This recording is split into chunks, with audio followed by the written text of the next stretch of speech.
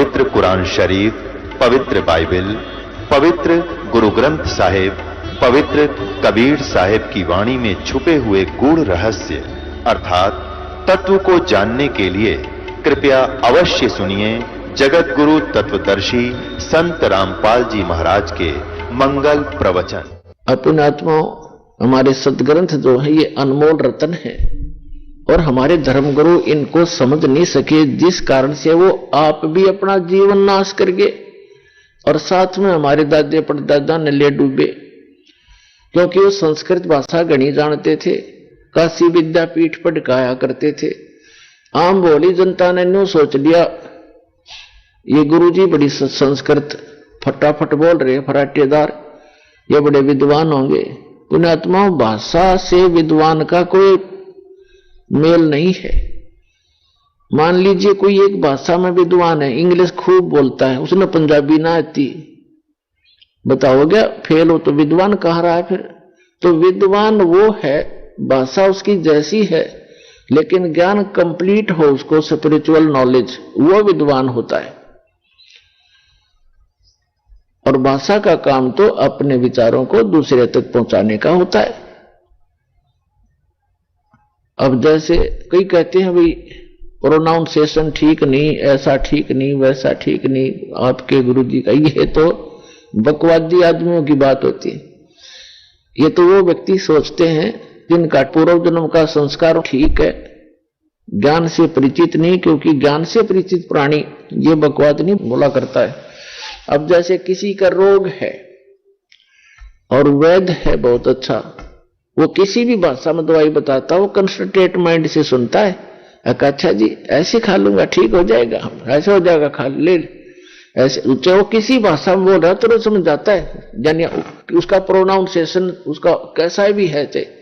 तो पुण्यात्माओं, जिनको मोक्ष कराना है इन बकवादों में नहीं चलना चाहिए, क्योंकि हमारे परमात्मा कबीर जी वो विद्वान थे, वो खुद भगवान थे, और हमारे जो धर्मगुरु थे वो संस्कृत के ज्ञाता और व्याकरण के में प्रसिद्ध थे। वो व्याकरण की भक्ति पढ़ाया करते थे, दर्ड़ाया करते थे, और यही कहा करते कि कबीर साहब का प्रोनाउंसिएशन ठीक नहीं है, इसने बोलना भी ना आता, काहे का विद्वान होगा, वो तो भगवान था।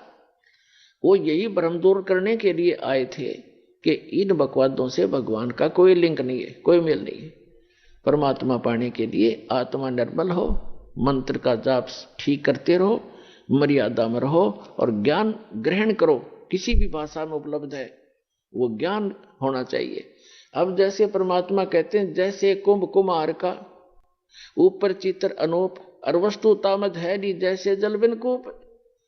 एक बहुत सुंदर घड़ा मटका रखा है जग मिट्टी का, और उसके ऊपर बढ़िया चित्रकारी कर रखी है, और वस्तु उसमें है नहीं।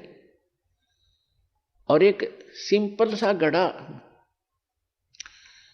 उस पर चित्रकारी भी नहीं, और वो शीतल निर्मल जल से भरा हुआ है, तो के फूका चित्रकारी वाले ने जिसमें बालू रेत ठोक रखा, तो वो जिसके ऊपर कोई चित्रकारी नहीं और सिंपल सा है, खराब सा दिख, उसमें निर्मल वस्तु है, पिए गट गट जान बचाई, तो वो है हमारे लिए पूज्य।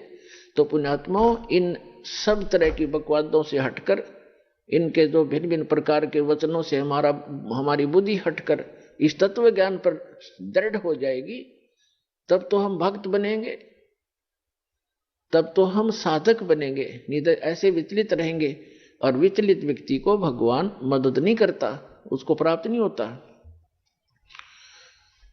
तो क्या बताते हैं, ये हमारे धर्मगुरु जो थे ये हमारे सदग्रंथों से परिचित नहीं थे, और परमात्मा आए थे 600 वर्ष पहले स्वयं, क्योंकि वो आते ही रहते हैं। उसका विधान है ऋग्वेद मंडल नंबर 9 सूक्त नंबर 86 मंत्र 26 और 27 में, ऋग्वेद मंडल नंबर 9 सूक्त 82 मंत्र 1 2 3 में, ऋग्वेद मंडल नंबर 9 सूक्त 54 मंत्र 3 में, ऋग्वेद मंडल नंबर 9 सूक्त 20 मंत्र 1 में, ऋग्वेद मंडल नंबर 9 सूक्त 94 मंत्र 1 में, ऋग्वेद मंडल नंबर 9 सूक्त 95 के मंत्र 2 में, ऋग्वेद मंडल नंबर 9 सूक्त 96 के मंत्र 16 से लेकर 20 में, और भी अनेक स्थानों पर ये प्रमाण है कि वो परमात्मा ऊपर के लोकों के सबसे ऊपर के लोक में रहता है।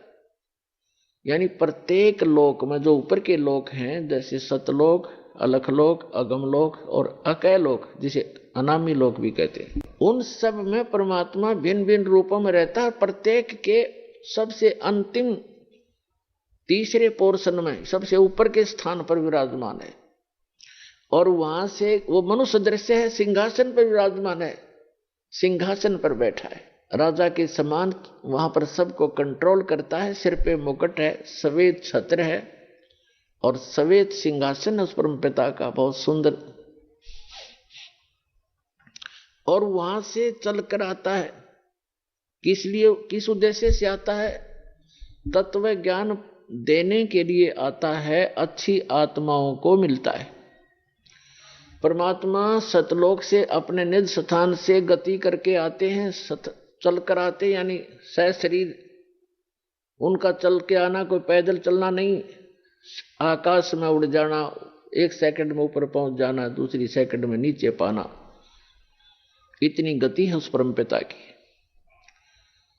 वो परमात्मा यहां अच्छी आत्माओं को मिलते हैं और उनको तत्व ज्ञान से परिचित कराते हैं, और अपने ज्ञान को भगवान खुद ही बता सकते हैं। बाकी से कितनी समाधि ला लो, कितना मेडिटेशन कर लो, कितना ज्ञान इकट्ठा कर लो, भगवान जो ज्ञान बताते हैं वही ज्ञान होता है, बाकी अज्ञान होता है। तो वो परमात्मा यहां आते हैं, अच्छी आत्माओं को मिलते हैं, प्रत्येक युग में आते हैं।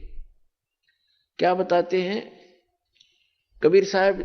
ये परम पुरुष हैं कबीर परमेश्वर जी। कबीर जी जो दुल्हा धाणक काशी रूप में आए थे और 120 वर्ष रहे थे, और लोगों ने उनको कवि की संज्ञा देकर उनकी फाइल को बंद कर रखा था। ये पूर्ण परमात्मा हैं, अनंत कोट ब्रह्मांड के रचनहार हैं, हम सबके जनक हैं, हम सबके संकट का निवारण करने वाले भी यही भगवान है। ये प्रत्येक युग में आते हैं और आप उसके बच्चे हो सभी, चींटी से लेकर हाथी और राजा से लेकर एक प्रजा, रंक से लेकर धनवान, रिचमैन, ये सब उस परमात्मा के ही बच्चे हैं। और यहां सभी दुखी है। परमात्मा यहां सुख नाम की चीज नहीं है। हमने झूठे सुख को सुख मान रखा है। एक दूसरे के दुख को देखकर अपने दुख को थोड़ा हल्का समझ करने सोचा बस हम सुखी हैं। जैसे एक व्यक्ति के 3 पुत्र थे, उनमें से एक की मृत्यु होगी और उसको इतना दुख था, बुरी तरह रो रहा था, ना कुछ खा रहा था ना पी रहा था। तो शोक व्यक्त करने के लिए रिलेटिव, रिश्तेदार, कुल के लोग, गांव नगर के लोग इकट्ठे होते हैं। उनमें से एक ऐसा व्यक्ति था जिसका एक ही पुत्र था और वही मृत्यु को प्राप्त हो चुका था कई वर्ष पूर्व। तो वो व्यक्ति जब वहां आया, अन्य व्यक्तियों ने कहा कि भाई जिसका 3 पुत्रों में से एक की मृत्यु हुई थी, उसको संबोधित करते हुए, सांत्वना देते हुए कहने लगे कि देखो इसकी तरफ देखकर जी ले, इसकी तरफ देखकर जी ले, इसका एक ही पुत्र था और उसकी मृत्यु होगी, इसने भी तो सब्र कर लिया। तो उसको राहत मिली, रोना बंद हो गया और ये सोच लिया तो शुक्र है भगवान, अच्छा मेरे तो 2 तो बच गए, इसका तो एक था बेचारे का, ये भी गया। तो फिर उसने शांति हुई, थोड़ा बहुत आहार भी किया। तो हमने क्या, वो पुत्र वापस आ गया? हम एक दूसरे को घना दुखी देखकर अपने थोड़े दुख को सुख मान रहे हैं। एक व्यक्ति बता रहा था कि मेरी लड़की का जन्म हुआ तब गुदा नहीं थी और मेरे पर पाड़ टूट गया हमारे परिवार पर दुख का। मेडिकल में लेकर गए तो वहां क्या देखा, जिस वार्ड में मेरी बेटी को लेकर गए उस वार्ड में ऐसे मरीज 4-5 और थे। फिर मेरा दिल को शांति हुई, थोड़ा सहारा मिला, खाक सहारा मिला। क्या वह गुदा लगी लड़की के जाते ही? नो देख लिया कि और भी से दुखी बतेरे हैं, नो शांति कर ली और सुख हो गया। तो परमात्मा कहते झूठे सुख को सुख कहे, ये मान रहा मनमोद, ये सकल चबीना काल का और कुछ मुख में कुछ गोद। इसे गंदे लोक में रहकर आप फिर भी सुख ढूंढ रहे हो। यहां सुख नाम की चीज नहीं है। अभी तक तो हमें कोई पता नहीं था, इसका विकल्प नहीं था। पुण्यात्माओं, ऐसा जीवन जीना हमारी मजबूरी थी, कोई विकल्प नहीं था। अब परमात्मा ने आके विकल्प बताया, वो हमने सुना नहीं, क्योंकि नकलियों ने सुनने नहीं दिया। नकली गुरुओं ने, जो आज भी पंजे अड़ाना चाहते हैं, लेकिन अब इनके पंजे उखड़ जाएंगे, अब नहीं टिक पाएंगे ये, क्योंकि जनता शिक्षित है।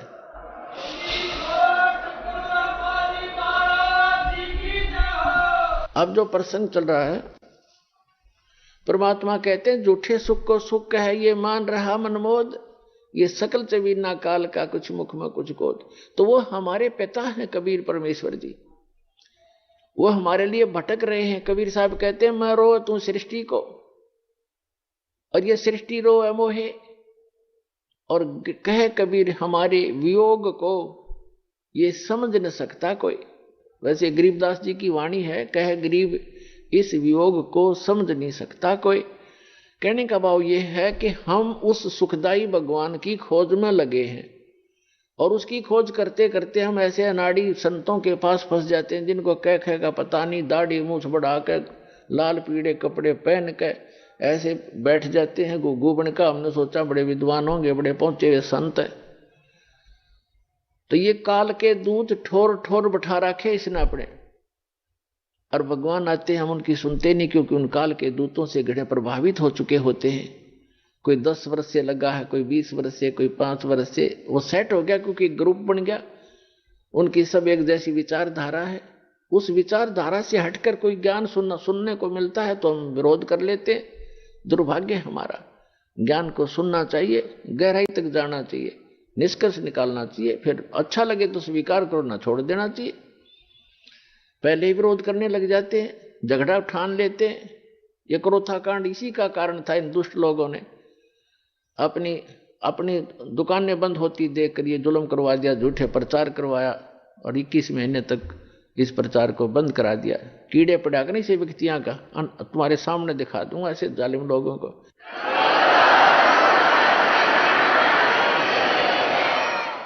अपने चंदा इकट्ठा करने के चक्कर में उन जनता से कोई लेना देना नहीं, कोई भाड़ में जाओ। और एक परमार्श का काम शुरू होता, परमात्मा ने आके शुरू किया था, उनका इतना विरोध करा दिया था इन नकली गुरुओं, ब्राह्मणों, ऋषि मंडलेश्वरों ने, काजी और मुल्लाओं ने जीना हराम कर दिया था। लेकिन वो तो समर्थ थे, वो अपनी छाप छोड़ गए। उस समय ये अनमोल रतन देगे हमारे को, सुख संवेद देगे, जो जिसके सहारे आज दास ऊपर उठ रहा है।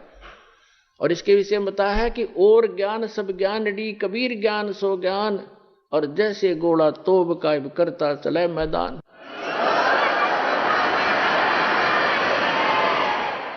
परमात्मा का ऐसा ज्ञान है, ऐसा निर्मल ज्ञान है, ये निर्मल करे शरीर, और ज्ञान सब मंडलीक है ये चकवे ज्ञान कबीर। और ज्ञान तो मंडलीक है, सीमित है, डिविजनल है, अक्षेत्रीय है, और चकवे माने चक्रवर्ती, all round, complete in all respect, complete spiritual knowledge जो कबीर भगवान ने दिया है, वो ज्ञान चकवे ज्ञान, चकवे माने चक्रवर्ती ज्ञान है उस कबीर साहब का। ऐसा निर्मल ज्ञान है, निर्मल करे शरीर, और ज्ञान मंडलीक है, मंडलीक माने डिविजनल, अक्षेत्रीय, और ये चकवे ज्ञान कबीर, चक्रवर्ती ज्ञान है उस कबीर भगवान का, जो सभी सदग्रंथों में प्रमाण है। तो वो क्या बताते हैं, चारों युग में मेरे संत पुकारे, को के कहा हम हेल रे, हीरे माणिक मोती बरसे, ये जग चुगता ढेल रे। क्या बताते हैं कि चारों युग में जिन महापुरुषों को मैं मिला हूं, कबीर भगवान बताते हैं, क्योंकि ये चारों युगों में आते हैं भगवान परमात्मा हमारे पिता, और हमें सतमार्ग देना चाहते हैं। लेकिन ये काल के नकली दूत, ये झूठे गुरु परमात्मा के मार्ग में हमेशा बाधा बनते रहे। उसका कारण ये था कि हम शिक्षित नहीं थे।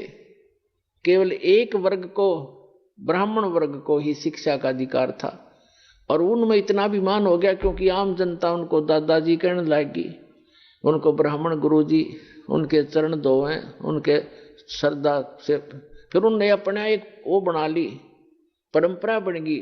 उसके पोते उसके पड़पोते आगे फिर पढ़ताई करने लग गए। अब उनका रोजी रोटी का काम बन गया वो। तो उन्होंने ज्ञान था नहीं उनको। फिर भगवान जब बताने आया, जब बात कति बिगड़ती दिखी तो उन्हें सुनने नहीं दी और सुना नहीं।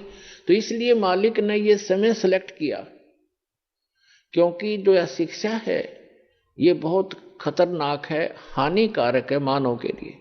इसमें आदमी बेईमान बनता है, निर्लज्ज बन जाता है। आप देख रहे हो, अब थोड़ी सी शिक्षा होगी, ठीक से नौकरियां मिल गई हैं और बकवाद करने लग गए। फिल्मों में देखो कैसे बेहुदे पढ़ाने लगे हैं। और चतुरता इतनी आ गई, भाई का भाई से प्यार रहा नहीं, माँ बेटे में आपस में खेचा तानी, बाप बेटे में खेचा तानी, भाई बहनों के मुकदमे कोर्टों में धक्के खा रहे। या चतुरता और अभिमान लाती है ये शिक्षा। इसलिए भगवान ने इसको टच नहीं होने दिया अपनी प्यारी आत्माओं तक। लेकिन अब कंपलसरी था, एक बार तो इससे बिगड़ेंगे, ये पता था मालिक को, बिगड़ेंगे सुधार लूंगा, क्योंकि मेरी आत्मा है, परमात्मा के लिए भटक रही है, इनको ज्ञान होगा फिर सुधर जल्दी जाएंगे, बेशक बिगड़ गए। लेकिन ऐसे उपकरण बनवा दिए दाता ने, इंटरनेट के system, television system, projector system. ये मनुष्य की सोच नहीं हो सकती, ये भूल जाना आपके ये मनुष्य बना देगा। ये पहले ना बढ़ाए, मनुष्य 40 लाख वर्ष हो गए यही धक्के खाते ने। एक रेडू में, एक छोटी सी बैलगाड़ी में और 6 खच्चर जोड़ के, ये घोड़े जोड़ के उसने घसीटे फिरा करते थे ईब तक। और अभी तक हमने देखा, किसान परिवार में जन्म था दास का, कोई ऐसा औजार नहीं था जो फसल को ढंग से समय पर निकाल ले। एक झाड़ बोझड़ा काट के गेहूं को ऐसे डाल के, गेहूं को काट के उसको ऊपर बैलों समेत घुमाए जाया करते, 1 महीने में जाकर सेट होते थे। 100 मन गेहूं मुश्किल से निकलते थे। अरे 100 मन गेहूं काट दे घंटे में, कट कट कट कट वो मशीन चल पड़ी। तो कहने का भाव ये है कि परमात्मा ने इसको कलयुग नाम दिया है, इसमें मशीनरी से काम चलेगा। या मशीनरी भगवान ने दिमाग दिया जीव को। पहले ये मनुष्य यही थे, हमसे तो घने अच्छे अच्छे थे, नेक व्यक्ति थे। पहले का इतिहास देखें तो कितने निर्मल आत्मा के व्यक्ति थे। तो कहने का भाव यह है, परमात्मा ने अब शिक्षा देना अनिवार्य समझा। और अब शिक्षा पाकर को छोटी सी पोस्ट बन गई, कोई IAS IPS या कोई मंत्री MLA बन गया या कोई जज बन गया। अब धरती तोल रखी सबने, सुनते नहीं, अपने से बड़ा किसी समझते नहीं।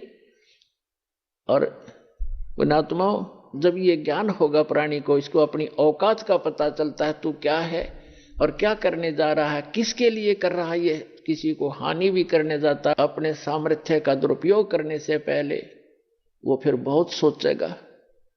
अब आप देख रहे हो, छोटे से थोड़े बहुत किसी के पास पैसे हैं, बड़ी कोठी ले बना ली, बड़ी कार ले ली, और उनकी बहन बेटियां देखो कैसे एक बेहुदी औरतों की तरह कच्चे पर घूमती हैं बड़े शहरों में। उसको ये आजकल विकास मानते हैं।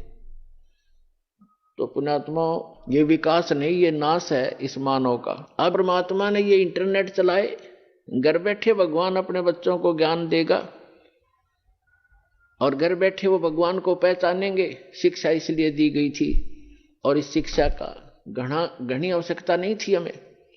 अब पुण्यात्माओं, हमने उद्देश्य क्या लेकर पढ़ाते अपने बच्चों को कि ये नौकरी लगे। 2% व्यक्ति बच्चे नौकरी नहीं लग पाएंगे।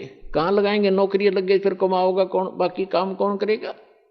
तो ये शिक्षा अनिवार्य है अब वर्तमान में, ताकि हम सदग्रंथों को खुद देख लेंगे और अपना जो काम करने आए हैं संसार में उसको करना शुरू कर देंगे। और 2 रोटी भगवान आपको गणेश बढ़िया देगा, औरों से अच्छी देगा। इस भक्ति में ऐसी शक्ति है, परमात्मा पता नहीं कहां से बरकत शुरू कर देगा आपके। एक व्यक्ति शराब पीवे, बीड़ी पीवे, रोगी रहे, बीमारी से ग्रस्त रहता था और यूं कह रहा था जी 1-1 महीने के 5-5 हजार रुपए का खर्चा तो औषधियों का था पूरे परिवार का। और शराब पीता वो न्यारी, 1-आधा सदस्य शराब भी पीता। और बीड़ी तो ये दादा लाई हो रही सबके घर में होकर बीड़ी। अब परमात्मा ने दया करी, क्योंकि यहां आने वाले व्यक्ति को सबसे पहले ये बुराई छुटवाई जाती है जो मनुष्य के योग्य नहीं है। ये तो राक्षसों का आहार था। उस बीड़ी शराब तंबाकू व्यसन जो करते थे वो पैसा बच गया, और फिर डॉक्टरों के जाया करते थे बुराई बीमारी के कारण। परमात्मा 1 मिनट में ठीक कर दे, भगवान किसे कहते हैं? जब 5,000 की दवाई असर नहीं करती, 200 रुपए की दवाई काम कर देगी आपके। नियमित बनाता है भगवान। तो वो पैसे बच गए, हो गए धनी। 2 नंबर का काम बंद कर दिया, कर्म सुधरने शुरू हो गए और घर में बरकत आपे होगी। और फिर परमात्मा कहते हैं कल्पे कारण कौन है कर सेवा निकाम, और मन इच्छा फल देऊंगा जब पड़े मेरे ते काम। जब जहां पर भगवान का रोल आवेगा तो कहते तू भक्ति करते रहो आप, जैसे मेरा दास बतावे उस नियमों का पालन करते हुए आप भक्ति करते रहो। और फिर आप पर कोई आपत्ति आवेगी जो भगवान सतर्की होगी, फिर कहना देखना मन इच्छा फल दे दूंगा जो पड़े मेरे ते काम। अब भगवान ते काम हमें पड़ेगा जब देखना। आप सोचते रह जाओगे कि भगवान हम सुना करते, भगवान ऐसा सुख देता है, और आप पर गिनती नहीं होगी इतने सुख देगा ये परमात्मा आपको। ये पूर्ण परमात्मा है, ये आपके प्रारब्ध को बदल सकता है।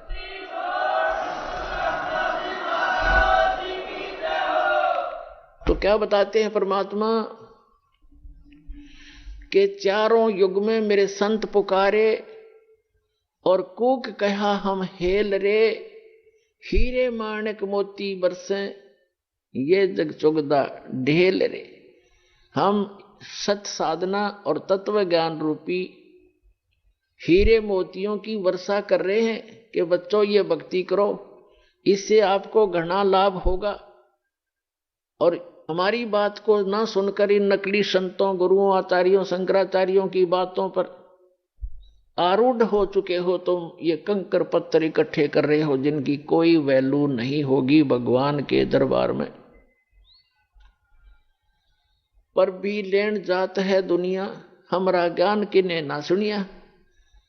अब पर भी लेन जाते हैं, कहीं हरिद्वार पर कुंभ का मेला भर गया, और कहीं इलाहाबाद में लग गया, या कहीं और गया जी प्रयाग में कुंभ के मेले भरते हैं ये, और वहां पर भी लेकर कल्याण चाहते हैं। परमात्मा कहते हैं जहां आप स्नान करने जाते हो उस पर भी के समय कल्याणार्थ वो आपसे पहले वह मेंढक, मच्छी और कछुए पहले ही विद्यमान है, उनका कल्याण ना हुआ आज तक, वो वही धक्के खा रहे।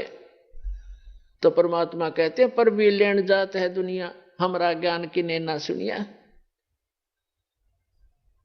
अब आगे बताना चाहते हैं परमात्मा के चारों युग में मेरे संत पुकारे, जिनको भगवान मिले उनमें से कौन कौन है? आदरणीय धर्मदास साहिब जी, आदरणीय मुल्कदास साहिब जी, आदरणीय नानक साहिब जी, आदरणीय दादू दास साहिब जी, आदरणीय गरीबदास साहिब जी गांव छुरानी जरा झज्जर वाले हरियाणा वाले, आदरणीय गीसा दास साहिब जी गांव खेखड़ा जिला मेरठ उत्तर प्रदेश वाले, और आदरणीय स्वामी रामानंद जी काशी वाले। इनको परमात्मा मिले, इस दास को मिले। और पुण्यात्मा उन्होंने क्या बताया आकर के? अभी आपको आज का जो सत्संग है, आज का जो समागम है, वो किस उपलक्ष्य में है? दास अभी तक ये भूमिका ही बना रहा था। आज के सत्संग को आगे बढ़ाने के लिए आज का जो समागम है ये इस उपलक्ष्य में है कि इस जैसे फाल्गुन सुदी द्वादशी, फाल्गुन मास के उतरते की चांदनी द्वादशी दवास को दिन के लगभग 10 बजे वो परमात्मा अपने विधान अनुसार अच्छी आत्माओं को मिलते ही हैं। उनका विधान है ये, उस परम पिता का वेदों में प्रमाण है ये। वो परमात्मा अपने सतलोक से चलकर आए जो काशी में धानक रूप में रहा करते थे, 120 वर्ष रहे थे। सहशरीर आए थे, मालिक के कमल के फूल पर प्रकट हुए थे कबीर भगवान। वो परम अक्षर ब्रह्म सत्य पुरुष एक शिशु रूप धारण करके काशी शहर के बाहर एक सरोवर में कमल के फूल के ऊपर आके विराजमान हुए थे, नवजात शिशु का रूप धारण करके। एक नीरू नीमा नाम के निसंतान व्यक्ति थे, पति पत्नी थे, वो स्नानार्थ गए थे, उस तालाब पर प्रतिदिन जाया करते थे और वहां वो परमात्मा स्वयं बालक रूप में मिले। वो बड़े खुश हुए और उसका प्रत्यक्ष दृष्टा थे एक अष्टानंद नाम के ऋषि। ये देख रहे थे कि आकाश से प्रकाश का गोला आया, जबरदस्त, बहुत ज्यादा तेज था उसका, और अष्टानंद जी की आंखें एकदम बंद होकर खुली। जब आंखें बंद हुई तो उसने क्या देखा कि कोई बालक है। जैसे सूर्य की तरफ आप कभी नजर दृष्टि करते हो तो आपकी आंखें उस तेज को सहन नहीं कर सकती, आप एकदम बंद कर लेते हो या साइड में करते हो, तो क्या देखते हो कि सूर्य का प्रकाश रहित आकार का गोला सा आपको दिखाई देता है, गोलाकार दिखाई देता है। वो प्रकाश रहित होता है उसका और उसका आकार दिखता है। ऐसे ही ज्यों ही उसने उस प्रकाश का गोला जो बहुत दूर देखा था ऊपर से आता हुआ बड़ी स्पीड से, जैसे तारा सा टूटता है, अष्टानंद ऋषि की आंखें बंद हो गई। आंखें बंद होते ही उसने क्या देखा कि एक शिशु रूप दिखाई दिया, प्रकाश रहित आकार शिशु का। दोबारा आंखें खोली तो क्या देखा कि उस जिस सरोवर के ऊपर वो बैठा साधना करने की चेष्टा कर रहा था स्नान करके, उसी के एक कोने में जाकर वो प्रकाश सिमट गया। फिर अंधेरे में उसको कुछ नहीं देखा, क्योंकि सुबह सुबह ब्रह्म मुहूर्त का समय था। वो चला गया उठ के अपने गुरु जी के पास उसका शंका का समाधान कराने के लिए कि आज मैंने ये क्या देखा गुरुवर। उनके गुरु जी थे स्वामी रामानंद जी। तो नीरुनिमा नाम के वो निसंतान दंपति थे, वो उठाकर ले गए। उनके घर प्रवेश होने से 25 दिन तक परमात्मा ने कोई आहार नहीं किया, ना जलपान किया। वो चिंतित हो गए दोनों पति पत्नी। फिर परमात्मा ने कुंवारी गाय का दूध पीना प्रारंभ किया। परमात्मा की दया से ही उस कुंवारी बछिया ने दूध देना शुरू किया, गाय की बछिया। ये अलग से विषय है जो आज सत्संग दास शुरू करने जा रहा है, उसके वापस हटकर आते हैं। वही परमात्मा 120 वर्ष वहां रहे और 5 वर्ष की आयु में बड़े बड़े विद्वान, प्रकांड विद्वानों के छक्के छुड़ा दिए परमात्मा ने इस तत्व ज्ञान के अंदर। एक ही प्रश्न किया करते थे उन विद्वानों से, कौन ब्रह्मा का पिता है, कौन विष्णु की मां और शंकर का दादा कौन है, पंडित जी दे बता। सबकी टाएं टाएं फीस हो जाती थी। ये तो अजरो अमर है, इनके कोई माता पिता नहीं है। और हमारे सदग्रंथों में लिखा है।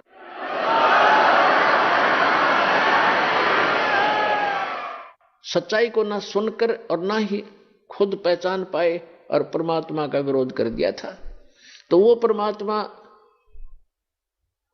फाल्गुन सुदी द्वादशी दिन में 10 बजे लगभग सन 1727 में और संवत 1784 में, क्योंकि आदरणीय गरीबदास जी का जन्म संवत 1774 में हुआ था वैशाख के अंदर, और सन 1717 में। और परमात्मा आकर मिले जब वो 10 वर्ष के थे, सन 1727 में। गरीबदास साहिब जी कौन थे, थोड़ी सी जानकारी देते हैं। गरीबदास साहिब जी का मूल गांव है करौथा, जहां पर अपना एक छोटा सा आश्रम था जो इन दुष्ट लोगों ने सुहाया नहीं, जिनकी रोजी रोटी बंद हुई थी झूठों की, और वहां झूठा प्रचार करके जनता को भ्रमित किया, मुख्यमंत्री को भ्रमित किया, क्योंकि वो भी आर्य समाजी है। दास के ऊपर झूठे आरोप लगा के और झूठे केस में जेल में डाल दिया और उसको आश्रम को ग्रहण कर लिया। फिर भी परमात्मा कहते हैं कि साच को आंच नहीं होती। पुणात्माओं, हाई कोर्ट ने हमारे हक में फैसला कर दिया सन 2009 में। मुख्यमंत्री आर्य समाजी और आर्य जो हमारा विरोध कर रहे थे, आर्य प्रतिनिधि सभा हरियाणा वाले, वो दोनों मिलकर सुप्रीम कोर्ट पहुंच गए। देख इनकी अकल मारी जा रही।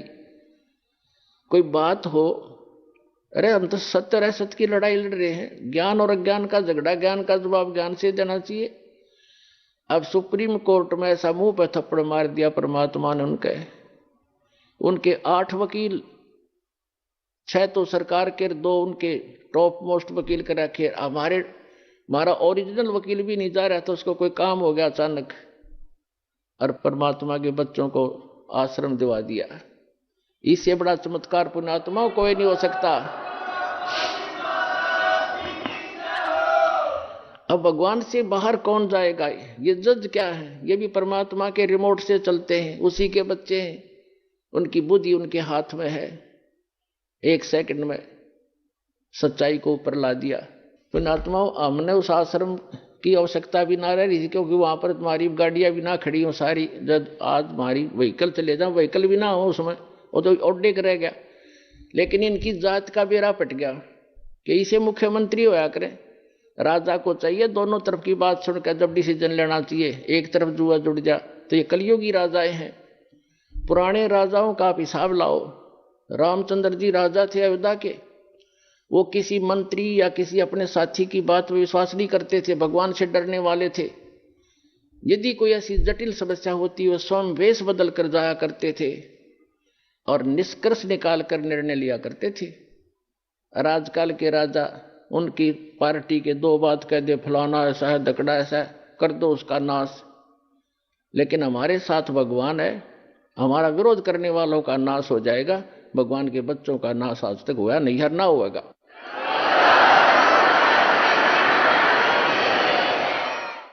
और हम ना किसी का बुरा सोचा और ना सोचते। तो पुण्यात्माओं, ये गंदा लोक है, और अब और गंदे विचार हो गए हमारे।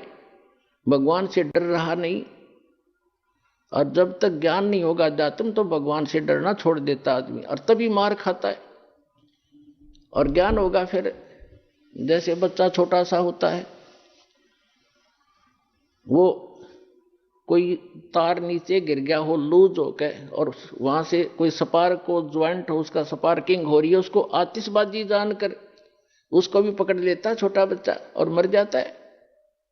जब वो बच्चा सियाना होता है, उसका दिमाग सही काम करता है, तो फिर वो डर बताते हैं उसको कि इसमें बिजली हाथ मत लगाना। फिर वो बच्चा औरों को भी बचाता है कि इसके निकट ना जाना, स्पार्क है, बिजली है, इसमें मर जाएगा। आप भी बचाएगा, औरों को बचाएगा। तो इसी प्रकार जैसे कोई बच्चा कोई बोतल रखी है जिसमें विष हो, और वो लगा के मुंह में पी लेता, उसको पता ही नहीं, मर जाता है। तो पुण्यात्मा, जब उस बालक को ज्ञान होगा, बड़ा हो जाएगा, उसको लिखा है विष है, तो वो आप भी नहीं हाथ लाओ और दूसरों को भी निलाने देगा कि इसके हाथ ना लगाना, इसमें जहर है। तो पुण्यात्मा, जो गलतियां आज हम कर रहे हैं, हम तत्व ज्ञान अध्यात्म ज्ञान की कमी के कारण वो विष पान कर रहे हैं, स्पार्क वाला तार पकड़ रहे हैं, रिश्वत लेकर और चोरी करके, जारी करके, मिलावट करके, और एक दूसरे को अपनी ताकत का दुरुपयोग करके सता के हम विष पान कर रहे हैं। और जब ज्ञान होगा, हाथ भी नहीं लावेंगे, चाहे कुछ भी हो, भूखे मर लेंगे पर बुराई नहीं कर सकते। जैसे कर का जहर का रंग होरी हो, कहो कौन तिस खावे राम रंग होरी हो।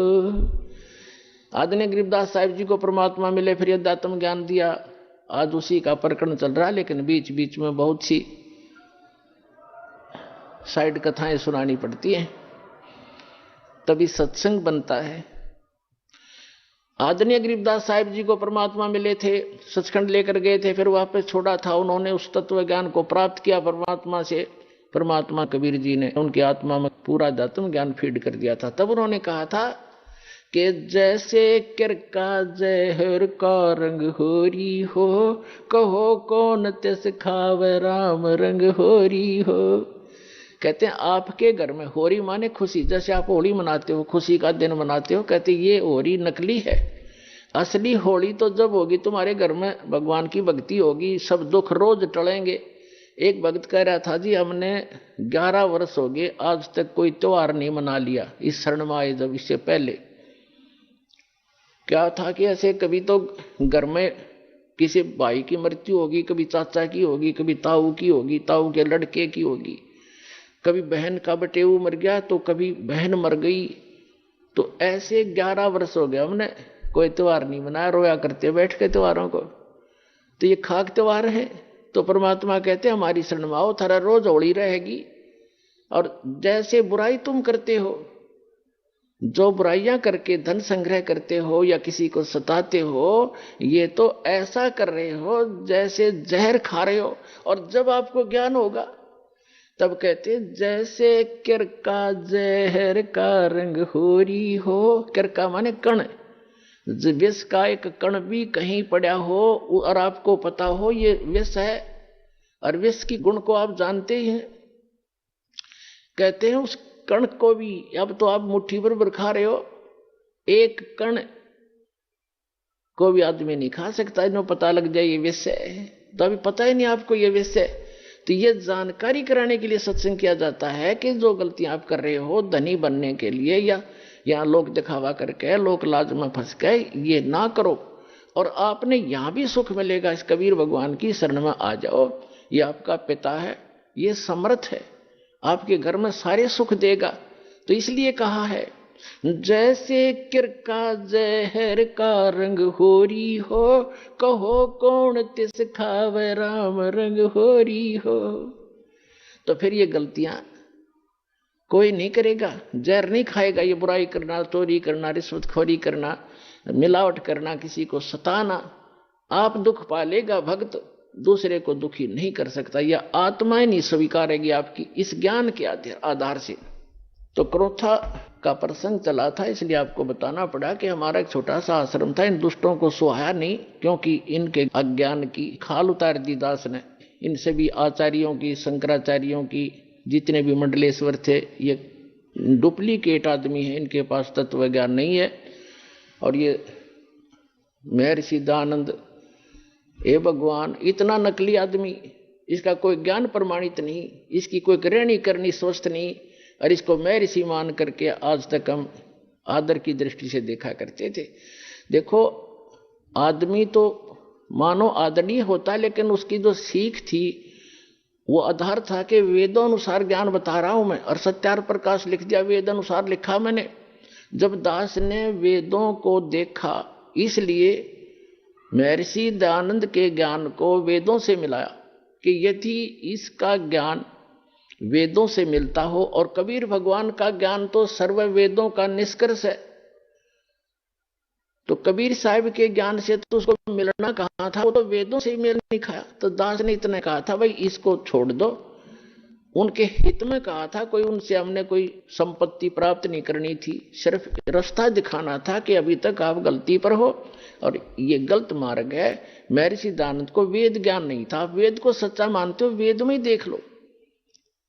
अब आम जनता जो आर्य समाजी है वो कौन है? हमारे भाई हैं, बहन हैं, मामा और बुआ के भाई बहन बेटियां हैं। लेकिन ये दुष्ट लोग हैं जो आचार्य, ये अपने स्वार्थवश उन्होंने ये सोचा कि यदि हमारे समाज के व्यक्तियों को इस सच्चाई का पता लग गया, सारे रामपाल के पास चले जाएंगे, इनका कल्याण हो जाएगा और तुम्हारी दुकान बंद हो जाएगी। ये उद्देश्य से लेकर उन्होंने जुल्म ढा दिया। तो ये लोग कभी तैसी नहीं हो सकते, आज तक नहीं हुए ये लोग स्वार्थी। और दास ने परमार्थ में शीश दे रखा है, जेल चाहे जान जाओ, जेल की तो बात क्या है, पर इसको ऊपर लाकर छोड़ूंगा, मालिक का साथ दास के है, सच्चाई को ऊपर लाऊंगा, पूरा विश्व का कल्याण होगा। एक भक्त बता रहा था, बोला जी ये सतलोक आश्रम क्रोथा जो हमारा नहीं दे रहे, इनके साथ ऐसे बनेगी। एक व्यक्ति था, उसने कोई गलती कर दी, तो पंचायत हुई, उसने फैसला कर दिया भाई 100 रुपये जुर्माना कर दे, और चाहे 100 प्याज खा ले, इनमें से एक सिलेक्ट कर ले। वो बोला मैं प्याज खा लूंगा 100, वो ना खाएगे 20-30 खा गए। फिर तीसरा ऑप्शन रखा था, चाहे जूते खा ले 100, इन तीनों में से कोई एक सिलेक्ट कर ले। नो बोला मैं जूते खा लूंगा, प्याज नहीं खाए। 2-4 अच्छे लगते हैं जूते भी, नाट के जूते नहीं खाओ, 100 रुपये दे दूंगा। तो उन्होंने प्याज भी खाए, जूते भी खाया, तो आखिर में जुर्माना भी दिया, पांडा छूटा। तो इन गेला न्यो बनेगी। हाई कोर्ट न राय, सुप्रीम कोर्ट न राय रही, फिर बकवाद कर रहे हैं। 1.5 महीना हो गया सुप्रीम कोर्ट के आदेश को आज तक देना नहीं चाह रहे हमारे को। शर्मा मार लियो उस आश्रम ने, मारा डूंडा ठहरा क्या परमात्मा ने। तो पुण्यात्माओं, ये नीचता की हद कर रखी है इन लोगों ने। प्रशासन भी यहां तक खड़ा खड़ा उनके साथ ही जुटा हुआ है। कोई बात नहीं, समय आने दो, दुनिया उनको बैड अकाउंट में लेगी। इनने इतिहास बुरा कर लिया, आने वाले समय में कंस और रावण को भूल जाएंगे, इस मुख्यमंत्री को याद किया जाया करेगा उनके स्थान पर। यह ऐसा जुल्म कर रहा है। हमारा किसी से विरोध नहीं है, हम ना किसी राजनीति को इच्छा रखते हैं किसी राजनीतिक व्यक्ति से, ना राजनीति में हमारा हिस्सा है। हम एक धार्मिक संस्था चला रहे हैं और पूरे विश्व में जाएगा, इसको कोई रोक नहीं सकता। जैसे इस मार्ग का कोई विरोध करेगा, भगवान का मार्ग है ये, इसमें कोई बाधक बनेगा वो अंधा गधा होगा, अंधा गधा। जैसे एक समय एक अंधा गधा रेल की पटरी पर खड़ा हो गया और उसने देखा भाई गड़ गड़ गड़ होता आ रहा है, कोई तुझे डिस्टर्ब करने आ रहा है। जिधर से उसने आहट सुनी उधर दोनों पैर कर लिए पिछले और दलुत्ती पिना ली कि मुझे कोई छेड़ेगा। होता राजा बना खड़ा था बीच में, उसने ये नहीं मालूम था कि तू खुद गलत स्थान पर खड़ा है, रेल के मार्ग में खड़ा है तू। जब ट्रेन निकट आई उसने अपनी शक्ति दिखाई, दोनों दुलती चलाई और ट्रेन ने पटक कर टुकड़े टुकड़े कर दिया भाई। तो पुण्यात्माओं, इस परमात्मा कबीर जी के मार्ग में ये अंधे गधे हैं जो बाधक बन रहे हैं। समय आएगा परमात्मा इनको वो सजा देगा, याद रखेगा इनकी कई पीढ़ियों तक, और पूरा विश्व याद करेगा ऐसे जालिम लोगों ने जो भगवान के मार्ग में बाधा करते हैं। इन्हें मदद करनी चाहिए। ऐसा परोपकार हो रहा है, लाखों लोगों के सुख हो रहे हैं, बुराइयां छूट रही हैं, समाज की कुरीतियां दूर हो रही हैं, इनको वो एक आंख नहीं सुहा रही है। तो पुण्यात्माओं, ये तो थोड़ा सा पिछला दर्द याद आ गया था, वो काढ़ा है दास ने और सच्चाई बताई है। अब सत्संग सुनाते हैं। और पुण्यात्माओं, हम तो आज भी किसी के बुरे के हक में नहीं, और ना हम बुरा कर सकते। कबीर साहब की हम शिक्षा पर चलते हैं, जो तो को काटा बो ता को बो तू फूल, और तोय फूल के फूल हैं वाह को है त्रिशूल। हम बुरा नहीं कर सकते, ना सोच सकते। इतना जरूर है भाई, पागल कुत्ते से बचने के लिए लठोड़ी जरूर रखनी पड़े कि पागल कुत्ता काटे ना जा, मारा नहीं करते, दिखाण दो उसे। तो हम उस शिक्षा का पालन करते हैं। हमारा कोई बुरा करे हम सपने में भी नहीं सोच सकते, हमारे विधान में नहीं है। ना तो हम भी उसी माटी के बने हुए, हम भी गलती कर लेते, लेकिन हमारा भगवान रुस जाएगा अगर हमने किसी का बुरा किया। लेकिन वो कुंसानदा थोड़ा ही है। परमात्मा कहते हैं कि मेरे तो छानी है, उससे क्या चीज छुपा है वो सब जानते हैं। तो हम आज भी यदि वो आकर अक्षमा याचना करनी पड़ेगी एक दिन उनको, और नहीं तो भयंकर पाप के भागी हो जाएंगे। आज भी आकर वो अक्षमा याचना करेंगे और भक्ति करेंगे तो हम सहर्ष उनको आम बच्चों की तरह स्वीकार करेंगे। लेकिन शायद उनके अंदर इतनी बुद्धि नहीं है, अहंकार में खत्म हो चुके हैं वो सभी हमारे भाई हैं। पूरी पृथ्वी के प्राणी हम एक परमात्मा के बच्चे हैं, हमें तो पता लग चुका है। ठीक है, घर का बालक या कोई पालतू कुत्ता भी पागल हो जाए उससे बचना पड़ता है, फिर वो अलग बात है। लेकिन पूरे संसार के जितने भी प्राणी हैं, हम एक पिता की संतान हैं और सबके उद्धार के लिए प्रयत्न है। अब जो मानव शरीरधारी प्राणी हैं वो नाम लेंगे, दीक्षा ग्रहण करेंगे, बुराई त्याग देंगे, उनका तो मोक्ष होगा ही होगा। साथ में इस भक्ति, सत भक्ति, परमात्मा के दिए हुए अमृतवाणी के प्रचार से, और जो भक्त जाप करते हैं, सिमरण करते हैं, सुबह शाम दोपहर की भगवान की वाणी उच्चारण करते हैं और हवन यज्ञ करते हैं, धर्म पुण्य करते हैं, इनसे पूरे वातावरण में परिवर्तन आ रहा है। पूरे वातावरण में पशु पक्षियों पर भी असर होगा। जैसे एक बच्चा जा रहा सिमरण करता हुआ भगवान का, बहन बेटी भाई बस में बैठा है, तो उसका असर आसपास के भी होगा। जैसे कोई बीड़ी पीकर छोड़ता है, वो तो सारा कुछ वो इसी में गड़बड़ हो रही है और आसपास को भी नुकसान करता है, वो साथ बैठे वालों को। इसी प्रकार जैसे कोई हलवा बनाता है, हलवा बनाने वाला तो खा रहा है, लेकिन आसपास के घरों में भी अच्छी बहक जा रही है, उनको भी आनंद आ रहा है।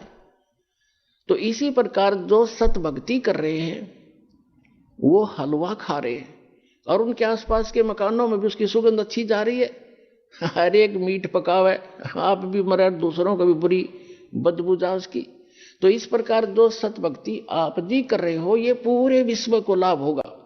पशु पक्षियों पर भी इसका असर होगा। जो परमात्मा की वाणी दास सुनाता है और आप उसको कोई सीडी में ले गया है, कोई मोबाइल में चला रहा है, कोई हल के पीछे पीछे भी मालिक की वाणी बोल रहा है, उससे बीज भी अच्छा उत्पन्न होगा।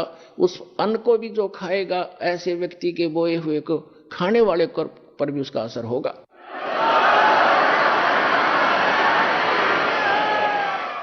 एक समय परमात्मा कबीर जी के भक्त थे, वो कहीं किसी अन्य पहुंच गए, किसी कोई भगतमती बहन थी यानी कोई सेविका थी, उसके वहां चले गए। परमात्मा के जाने के बाद ये अपने आप मनमुखी संत भी बन जाते हैं, लेकिन भक्ति करने से थोड़ी बहुत उनके अंदर वो साधु गुण अवश्य आ जाते हैं। उनसे आगे लाभ भले ही ना होता, लेकिन वो आध्यात्मिक मार्ग से परिचित अवश्य होते हैं। तो इस प्रकार का एक संत किसी अपनी सेविका के घर चला गया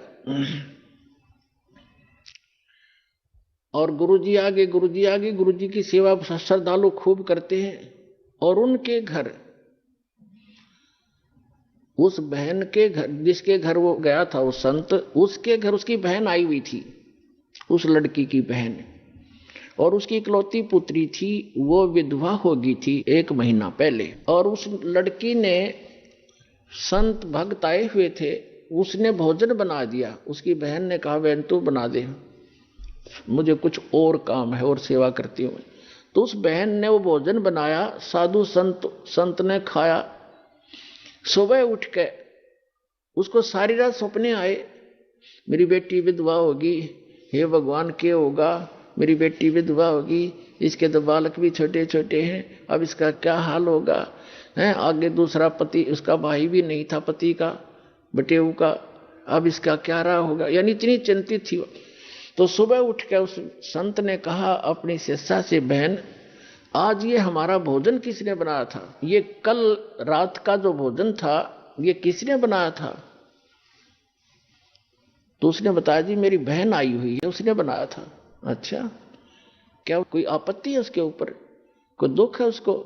कहा महाराज जी घना दुख उसको, तो नाम तो उसने ले नहीं रखा। उसकी एक का बेटी थी और वो विवाह करा था, 2 बालक छोटे छोटे, उसके पति की मृत्यु होगी, विधवा होगी बेटी, यह बहुत दुखी है। तो पुण्यात्माओं, अब उसके द्वारा बनाए गए वो सोच विचार जो उसके थे उस अन्न में पहुंचे, और उस अन्न को खाने से उस संत भी डिस्टर्ब हो गया। और इसी प्रकार आप इस भक्ति, जैसे बहन बेटियां हैं, अब क्या करती हैं, मोबाइल परमात्मा ने चला दिए और बहुत से सिस्टम ऐसे चल गए हैं। ये इतना सहज मार्ग है पुण्यात्माओं, जैसे आरती करते हो, सुबह का नित्यनेम भी करते हैं, क्योंकि इसमें मानसिक काम नहीं है। जैसे खाना बनाना इस रूटीन है। अब जैसे गाड़ी चलाते हैं, अब उसमें मानसिक काम घना नहीं होता, अभ्यास हो जाता है इनका, अपने हाथों का अपने आप ही। तो उसमें भगवान की भक्ति, जैसे आरती लगा दी, आरती भी करता रहे और काम भी करता रहे। जैसे बहन आरती करती हैं या मंत्र करते करते नाम आरती, रोटी बना रहे हैं, मंत्र करने लगे, तो उनका असर उस अन्न में भी होगा और खाने वाले को भी वो अनुकूल करेगा, उसमें उसका लाभ देगा। तो इसी प्रकार ये साधना ऐसी है, इससे पूरे विश्व का कल्याण हो जाएगा। अब उस प्रसंग पर आते हैं जहां हमने शुरू करना था। तो क्रोथा आश्रम जो है, क्रोथा गांव है एक, जिला रोहतक के अंदर, रोहतक झज्जर रोड पे, और वहां गरीबदास जी का मूल गांव था, धनखड़ गोत्र उनका, और वो किसान यानी जाट किसान उस घर में जन्म था उनका। उनके जो पिताजी थे वो गांव छुडानी में ब्याहे थे, यानी गरीबदास जी के नानके थे छुडानी में। आइए अब हम उन श्रद्धालुओं के अनुभव जानते हैं जो जगत गुरु तत्वदर्शी संत रामपाल जी महाराज जी से दीक्षा प्राप्त कर चुके हैं तथा उनके द्वारा बताए गए भक्ति मार्ग पर चल रहे हैं। नमस्कार सर। नमस्ते सर। सर क्या नाम है आपका? मेरा नाम दिनेश कुमार है जी और मैं गांव सन्नोट नरेला दिल्ली 40 का रहने वाला हूं। सर संत रामपाल जी महाराज से कब जुड़े आप? सर मैंने 18 जुलाई 2014 में नाम लिया था। सर संत रामपाल जी महाराज से नाम दीक्षा लेने से पहले क्या आप कोई भक्ति साधना करते थे? हाँ जी, मैं भक्ति करता था। मैं यही ब्रह्मा विष्णु महेश इनकी साधना करता था, हनुमान जी की, शेरावाली जी की। तो सर क्या कारण बना कि आप संत रामपाल जी महाराज की शरण में आए? सर मैं इनकी पूजा कर करके इतना बेकार हो लिया था कि बिल्कुल कि पागल जैसा हो गया था। मेरे काम धंधे बिल्कुल छूट गए थे, कोई काम नहीं था, कोई भी मजदूरी भी नहीं मिलती थी। तो मैं बहुत ही परेशान हो गया था, बिल्कुल पागलों की तरह मेरा हाल हो गया था। और जब मैं ऐसे रहता था, मैं कई बार जंतर मंतर पे चला जाता था। मैंने अपनी ज़िंदगी को सोच लिया था कि बिल्कुल ही ख़त्म होगी। रात को मैं सोता सोता भी रोता रहता था। मेरी मिसेज भी भगतमती रोती रहती थी देख के कि भाई इसको क्या हो गया। कई बार ऐसा हो जाता था, बच्चे सयाने थे, ऐसा जी करता था इनको जहर दे दूँ और मैं भी जहर खा के मर जाऊँ बिल्कुल। लेकिन परमात्मा की रजा थी, संत रामपाल जी महाराज जी की। मुझे हमारे गांव का एक भगत था, उन्होंने एक ज्ञान गंगा पुस्तक दी और मैंने वो ज्ञान गंगा पुस्तक पढ़ी और पढ़ते ही मेरा बिल्कुल ऐसे हो गया कि भाई वाकई में सच बात है ये। मैं इतनी भक्ति करने के बाद भी इतना परेशान था। भरी उसमें गरीब गर्मियों में हनुमान जी का चूरमा बना के ले जा करता, बिल्कुल पसीने पसीने होके कच्चे कच्चे में बिल्कुल इतना परेशान था। और वहाँ पे बंदर खाते भी नहीं थे, सूंघ के भगा देते थे। मेरा बहुत खून फूकता था कि मैं चाय भी पीने के पैसे नहीं घर में और यहाँ पे ये ऐसे कर रहे हैं। तो मैं सोचता था भाई मेरा भला नहीं होगा कभी भी जिंदगी में। लेकिन वो ज्ञान गंगा पढ़ने के बाद मैंने उनसे बोला भाई मुझे नाम दीक्षा लेनी है और मैं बताऊँ कब चलूँ आपके साथ, नॉलेज अब सत्संग होगा और वहाँ पे चलेंगे। तो हम चले गए जी। 18 जुलाई 2014 को हम सतलोक आश्रम जिला हिसार में हम गए और वहाँ पे जाके मैंने नाम दीक्षा ली संत रामपाल जी महाराज जी से। वहाँ पे देखा मैंने तो वहाँ पे ऐसा माहौल मैंने इस धरती पे ना सिवाय सतगुरु रामपाल जी महाराज जी के वहाँ के अलावा उस आश्रम के अलावा मैंने कभी ऐसा माहौल कहीं देखा नहीं। मैं बहुत जगह गया, अमरनाथ लोले, हर मंदिर में, वैष्णो देवी लोग, जहाँ भी, यानी कि कोई भी ऐसी जगह नहीं थी कि जहाँ पे ना गया हूँ मैं, हर जगह गया पर लेकिन मैंने ऐसा माहौल नहीं देखा। वहाँ की सुविधा इतनी अच्छी थी, वहाँ पे उनका बोलने का लहजा इतना अच्छा था, भगत जी कह के बात करते थे या कोई माई हो या कोई भगत हो, बिल्कुल इतने प्यार से। खाना पीना इतना अच्छा खाना, देसी घी में रोटियां बिल्कुल, और भंडारा फ्री था बिल्कुल। और ऐसी चाय, कोई कितनी भैंस बांध रहा हो उनके घर भी ऐसी चाय नहीं मिलती होगी जैसी आश्रम में चाय मिलती थी। और चाय के साथ बिस्किट भी। और जो किसी को हारी बीमारी होती, चाहे दलिया खाओ, चाहे खिचड़ी खाओ, चाहे दूध से खाओ, चाहे दही से खाओ, चाहे सब्जी से लो, कैसे ही लो, कि मैंने इतनी सुविधा, इतना वो कहीं नहीं देखा आज तक। नाम दीक्षा लेने के बाद संत रामपाल जी महाराज जी ने बताया कि बेटा इसकी भक्ति ऐसे मर्यादा में करना और फिर देखना अपने लाभ भी और तुम्हारे पाप कर्म भी कटेंगे और फिर तुम्हें ऐसा सुख हो जाएगा जो आपने कभी सोचा भी नहीं होगा। सर आपके बताए अनुसार आपके ऊपर दुखों का पहाड़ टूट गया था। आपने बताया कि आपको कहीं उम्मीद नहीं थी कि मैं कहीं से भी ठीक हो जाऊं। फिर आपने ज्ञान गंगा पुस्तक पढ़ी और फिर आप संत रामपाल जी महाराज से नाम दीक्षा लेकर आए। सर ज्ञान गंगा में ऐसी क्या बात है जो भी उसको पढ़ता है तो उसको लाभ होने लगते हैं और वो संत रामपाल जी महाराज से नाम दीक्षा ले लेता है? ऐसा क्या है उस पुस्तक में? सर उस पुस्तक में ऐसा बहुत कुछ है कि उसमें सत भक्ति और जितना भी प्रमाण है ना, सब हर चीज से प्रमाणित वो पुस्तक है। बाइबल से, पुराण से, वेदों से। और जो उसमें जो कहानी लिखी बिल्कुल एकदम सच लिखी हुई है कि भाई पुस्तक पढ़ने से ज्ञान गंगा मेरे बिल्कुल ये लगा लो दिमाग के बिल्कुल तार तार हिल गए कि ये सारी सच्चाई बिल्कुल इस पुस्तक में है।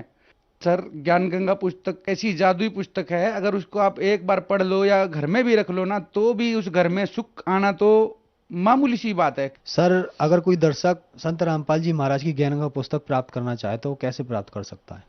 सर शाम को साधना चैनल पे सत्संग आता है और उसके अंदर ऐड आती है नीचे पीली पट्टी, उसमें नंबर लिखे होते हैं एसएमएस के, जो फ्री पुस्तक मंगाने के लिए आप एक बार एसएमएस करा, जो भी करेगा उसी एड्रेस पे ज्ञान गंगा पुस्तक, जीने की राह और गीता तेरा ज्ञान अमृत फ्री, बिल्कुल निःशुल्क फ्री पहुंचाई जाती है। सर हम अब अगला सवाल पूछते हैं आपसे। संत रामपाल जी महाराज से नाम दीक्षा लेने के बाद श्रद्धालु को बहुत सारे लाभ प्राप्त होते हैं, तो क्या आपको भी कुछ लाभ प्राप्त हुए संत रामपाल जी महाराज से नाम दीक्षा लेने के बाद? सर मुझे लाभ ही लाभ प्राप्त हुए हैं। नाम दीक्षा लेने से पहले मैं बहुत दारू पीता था, बहुत दारू, 2-3 बोतल डेली की पीनी मेरा वो था और फिर भी नशा नहीं होता था मेरे को।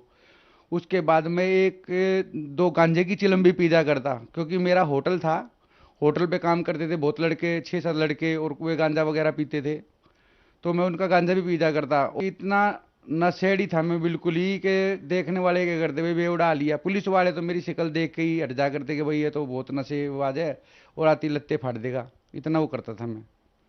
और ये लाभ ही हुआ परमात्मा की रजा से, दारू छूटी मेरी। उसके बाद काम धंधा मेरा बिल्कुल बर्बाद हो गया था, दारू से होटल होटल सब तुड़वा दिए थे पुलिस वालों ने। उसके बाद भूखे मरने की नौबत आ गई थी बिल्कुल ही, और ऐसा हाल हो गया था जी कि चाय पीने के भी पैसे नहीं करते। मेरी मिसिज वो काम करती थी फैक्ट्री में और मैं घर पे रहता था। वो मेरे से कभी ये भी नहीं कहती थी कि भाई तू काम कर ले, उसको पता थी इसकी दिमाग की हालत बिल्कुल ऐसी हो गई है पागलों जैसी, कभी कुछ घर से निकल जाए। मैंने बोल भी दिया था अपने घर वालों को कि मैं घर छोड़ के जाऊंगा, कहीं हिमालय वगैरह पे चला जाऊँ, क्यों मैंने यही सुना था भाई हिमालय पे चले जाओ भाई, वहाँ पे नुपाप कर्म कटते वगैरह होता है, ये होता है।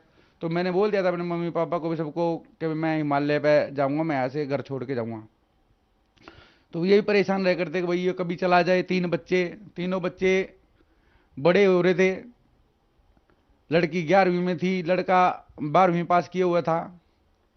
और मैं इतना परेशान, मगर काम धंधा है नहीं, जवान बच्चों के, कहाँ से इनकी शादी होगी, कहाँ से क्या होगा। मैं इतना तंगी से गुजर रहा था बहुत ज़्यादा, कि रोज़ की ये सोचता था कि आज इन बच्चों को जहर दे दूं और खुद भी खा लूं, क्योंकि हमें पता है कि हमने जिससे भी हेल्प मांगी किसी ने कोई हेल्प नहीं करी। लेकिन परमात्मा की ऐसी रजा, मेरे नाम लेने के बाद इतना खुशियों से मेरा घर भर दिया परमात्मा ने। लड़की भी बेचारी पढ़ाई कर होगी, लड़का भी की भी रमणी होगी, एक लड़का बचा हुआ है वो भी। और मैं तो इतना नशेड़ी था भगत जी कि मैं जब दारू पीता था ना, अपने बच्चों को भी बिठा ले करता साथ में, उनसे पूछ ले करता मैं, भाई तू कितनी पिएगा, तू कितनी पिएगा, और तब मैं उतनी मंगा के पीते थे बैठ के। तो भगत जी मैं इतना नशा करता था, तो वो सारा नशा मेरा परमात्मा की मात्र किताब पढ़ने से ही छूट गया। क्योंकि उस किताब में लिखा हुआ था कि भाई जो बीड़ी पीते हैं और ये दारू पीते हैं उनको ऐसे ऐसे कुत्ते के जन्म होते हैं, सूअर के जन्म होते हैं। तो मैं अपनी पैड़ी पे बैठ रहता था, तो जब मैं किताब पढ़ता था ना, वो किताब की बाद में देखता कुत्ते नाली के वहां पे पैर रख के और मुंह दे के पानी पी रहे हैं, तो मेरे परमात्मा की बातें याद आती कि भाई ऐसा जन्म होगा। तो मैंने जब भी बीड़ी वगैरह भी तोड़ के भगा दी थी, 3 बंडल बीड़ी के पीजा करता मैं डेली के। और दारू वारू, उस दिन से मैंने कभी दारू नहीं पी। जिस दिन भी परमात्मा की शरण में गया, नाम लेते ही, और उस दिन से ही संत रामपाल जी महाराज जी की कृपा से मेरा सारा नशा वगैरह सब छूट गया और हमारा घर पूरा परिवार सुख शांति में आ गया। और अब मेरा काम भी खुल गया ना, तो मैं बिल्कुल बेकार था, काम भी मैं फोटोग्राफी करता हूँ। मैं तो सर यही कहना चाहूँगा कि आप साधना चैनल पे सत्संग सुने, उसमें जो पट्टी आती है उस पे किताबों का मैसेज आता है, SMS के नंबर, आप उस पे SMS करें, किताब मंगाए, ज्ञान गंगा या जीने की राह, बिल्कुल निःशुल्क फ्री मिलती हैं, और उसको पढ़ें। संत रामपाल जी महाराज जी से नाम दीक्षा लेने के बाद सभी नशे, कोई भी ऐसा काम नहीं होगा जो कि हम गैर कानूनी हो, सारे काम छूट जाए, नशे भी, दारूबाज के, कोई वैसे भी, और काम धंधा भी मिल जाएगा। परमात्मा की जैसे 2 रोटी का बढ़िया वो हो जाता है और सत भक्ति मिलती है। साधना चैनल पे उनके ऊपर सत्संग सुने, उसमें जो नीचे जो पट्टी आती है उसमें नंबर आते हैं, टेलीफोन नंबर। जैसे आप जहां भी रहने वाले हो उन नंबरों पे फोन करोगे तो आपको वहां का पास का ही नामदान केंद्र का पता बता देंगे और वहां से आपको नाम दीक्षा फ्री मिलेगी, निःशुल्क फ्री, संत रामपाल जी महाराज जी से। धन्यवाद सर। सत साहिब।